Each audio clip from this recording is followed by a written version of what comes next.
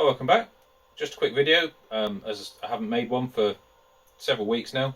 After doing some work on the CNC lathe, machining some cast iron on this lathe, it was quite dirty, so I decided to give it a bit of a clean.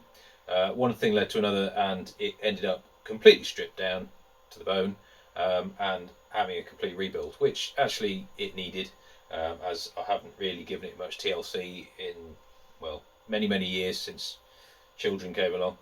This is all back up and running, working very nicely. No new functionality, not yet anyway. Just wanted to let you know that starting on the 1st of December is this year's Advent Calendar series. If you're not subscribed, please subscribe so that you don't miss any of those. Be 24 videos all the way up to Christmas. Hopefully there'll be something in there that you enjoy. There's going to be a few surprises this year, a little bit different to last year. I want to say thank you to all my subscribers for your support. Thank you to all the new subscribers that have come along. Since I last made a video, I seem to have had a steady flow of them anyway. That's really keeps the motivation up.